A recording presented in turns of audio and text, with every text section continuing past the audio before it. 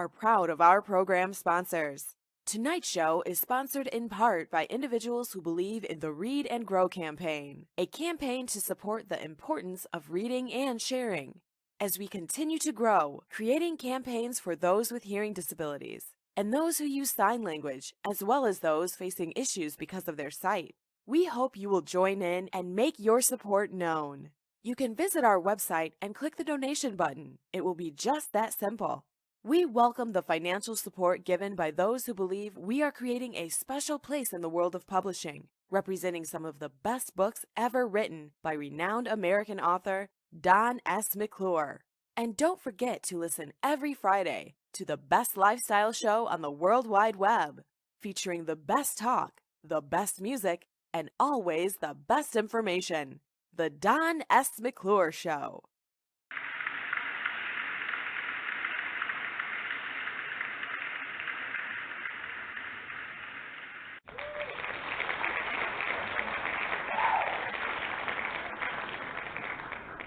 My guest tonight is Miss Shannon Linker, right? That's right. Okay. I've been talking a lot about you and being the vice president of the Arts Council in Indianapolis, Indiana, and I told them that your goal or the organization's goal is to foster a cultural relationship with the artists and the arts organization so they can thrive, and that you guys have a database of more than 800 artists involved in various disciplines, including dance, visual arts, theater, literary arts, and music.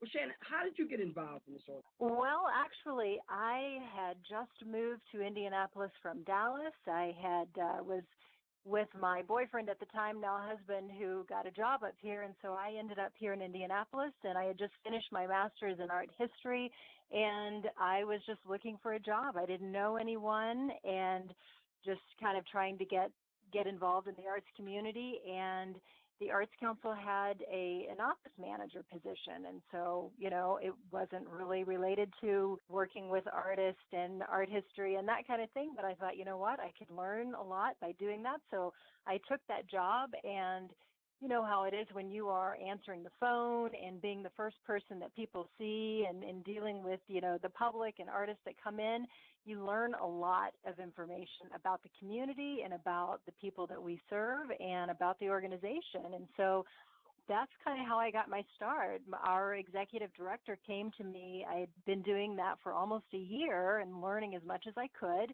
And she said, so what do you want to do? I'd like for you to stay here with us. What do you want to do?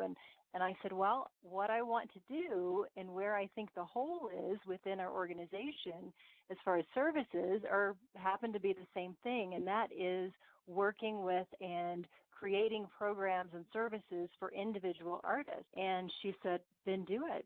Go ahead and do it. And so basically I've been really fortunate to be able to kind of create my own job description over the years. And so I've just kind of moved up the ladder and ended up being vice president, but I also have the ability and really the pleasure to be able to focus most of my time on individual artists. So that's kind of how I started, and that's what I continue to do today. So have a lot of artists need our help and need to come talk to us, but they don't think that they don't recognize or do their homework, don't do the research to find out that, oh, wow, there's an organization here in town that it's really their entire purpose for being is helping people like me. They've got to do a little bit of research to find that out. And I did a blog post for somebody not too long ago who is a musician, and he works with musicians all across the country. And he said he wanted to learn more about how arts councils in most major cities have an arts council, how they can help musicians. And so we came up with lots of different things. So it really is, you're right. I mean, the artists themselves has to take the initiative. They have to do their research. They have to do their homework and find out where those resources are. And most of the people listening to your show tonight, whatever city they live in, there's probably an arts council. If it's a major city, I guarantee you there is. And they have programs and services. And like we do professional development workshops for artists. We have, like you mentioned, the online artist directory. We have an e-communication that goes out every week that tells them about grants that are available, audition notices, other shows, commissions, things like that. So there are at least 3 of us in the office that are dedicated to helping individual independent artists. So it really is, when people come and knock on the door or call or email me and say, I need help, I say, awesome. That's the first step. I need to hear what you need. And that's how I build my programs, is by artists of all different disciplines coming to me and saying, well, here's the issue, here's what I'm struggling with. And that's how I can build either a workshop or an online tool, or I can connect them with an attorney who can help them with some kind of, contract or legal issue or something like that. So it really is about artists knowing what resources are out there. And the only way you'll know is if you, Google it, ask around, talk to other artists, get online, search for an arts council or other resources in your community. Shannon, let me ask you a question though. What direction do you think organizations can do more? Media plugs or flyers, or what is it that you think we can do to get the people in the communities to know that you exist, more than just the ones who... Right.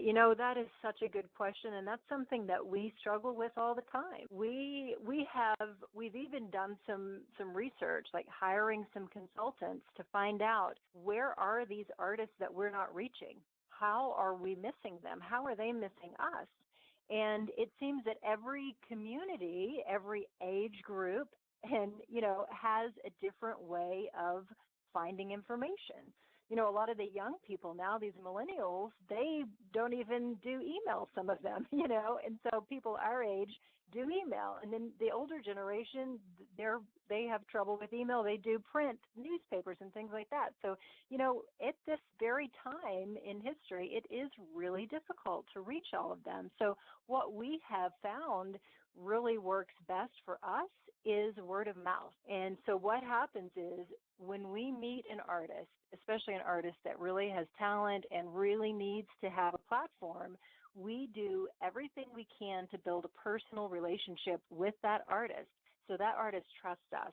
That means when they're out in the community, wherever they live, whatever part of town or whatever discipline they work in, when they're meeting the other artists, they will say, hey, you need to go to the Arts Council. You need to talk to Shannon, or you need to talk to Ernest, or you need to talk to whoever, because they will help you. This is what they did for me.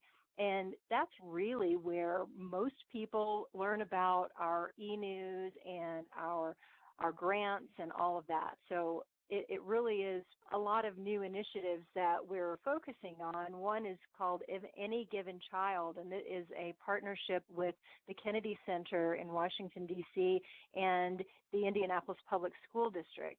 And I'm sure that because you've spent some time in Indianapolis, you know that our public school system is not known to be one of the best in the country. It's known to be one of the most struggling, and with some of the lowest graduation rates in the country, and it really is a problem for the community.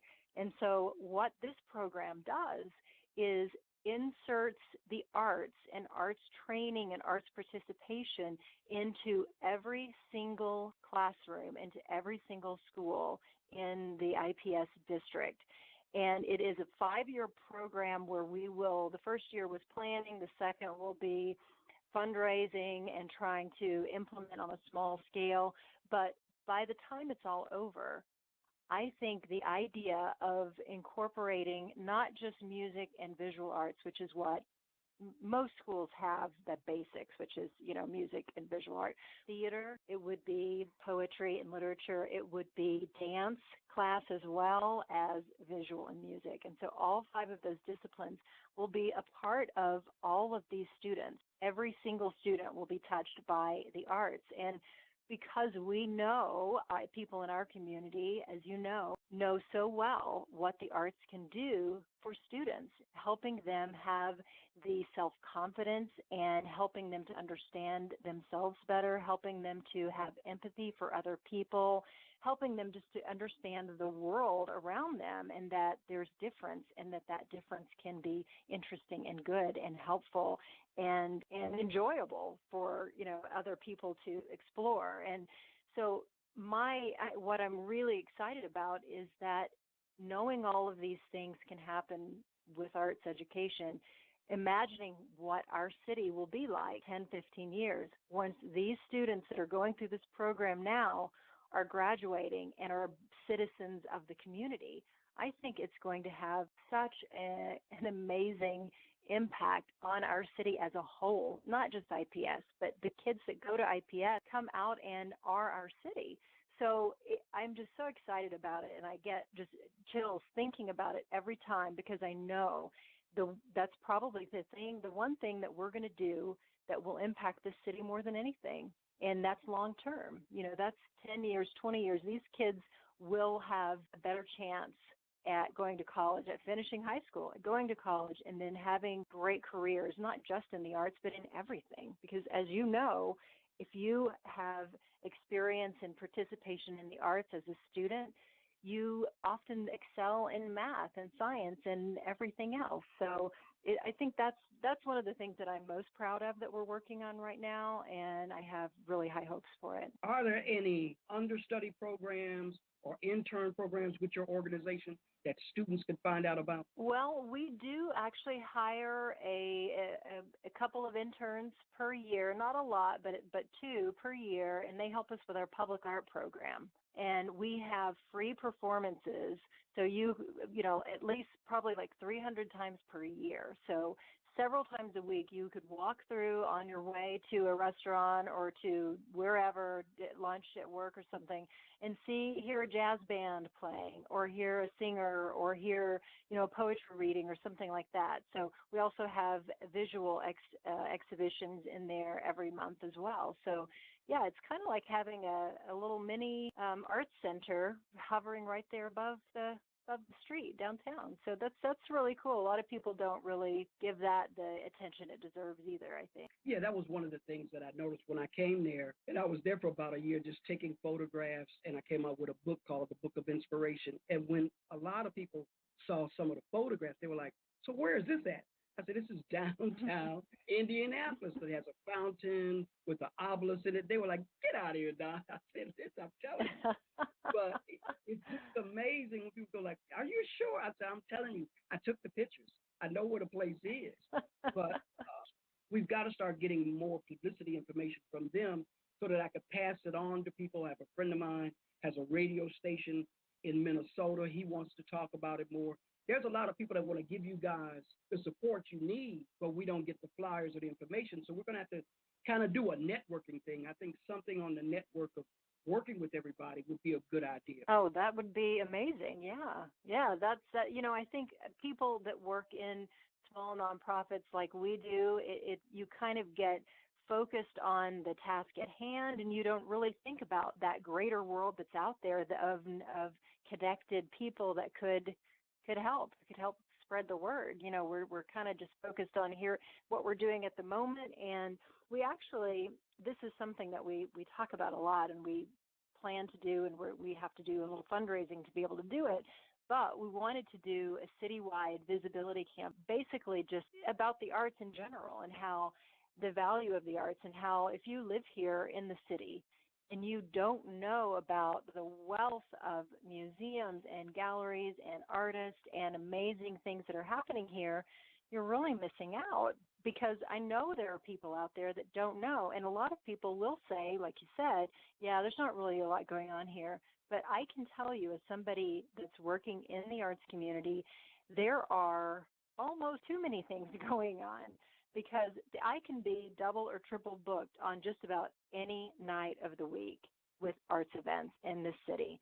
So don't ever let anybody tell you there's anything going on here, because there is a ridiculous amount of things going on. One of the things that I think we have to do in the media is let people know that these things exist and that they are around, and that at least if you talk to them, you stand a better chance of getting into the arts rather than standing outside the window looking in with no real contact. That's true. Yeah, I think a lot of people that work in the arts feel that they have a really hard time reaching the media and getting the media to understand the value of the arts.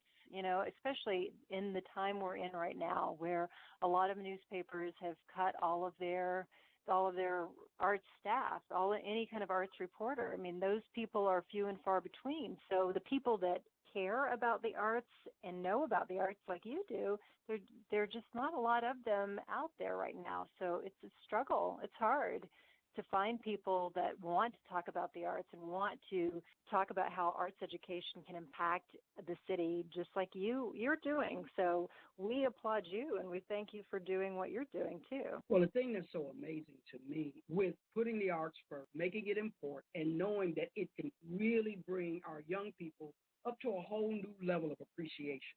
You know, there's nothing wrong with learning the arts at 6 and 7 and 8 and 9. Mm-hmm. So I think absolutely. And I appreciate you, everything that you're doing and talking to us and caring about what's happening here in Indianapolis. That's amazing. We appreciate. And our website, if they want to check that out, is indiearts.org. Indie Arts. And you're located where in Indy? You know, what's the address?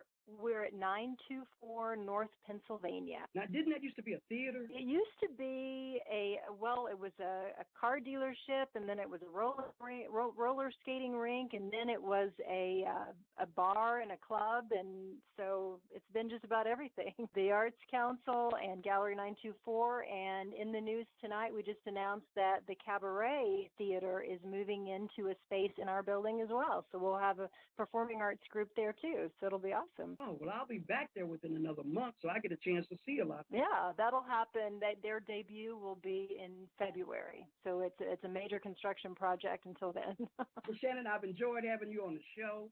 For sure. And Don, thank you so much. It was really a pleasure to talk to you. All Thanks. right, bye-bye. Bye. Wow. We are proud of our program sponsors. Tonight's show is sponsored by Willie Ingram Jr., your real estate professional, brokered by Coldwell Banker Keller, Texas, a company that has been around for centuries. And don't forget to listen every Friday to the best lifestyle show on the World Wide Web, featuring the best talk, the best music, and always the best information. The Don S. McClure Show.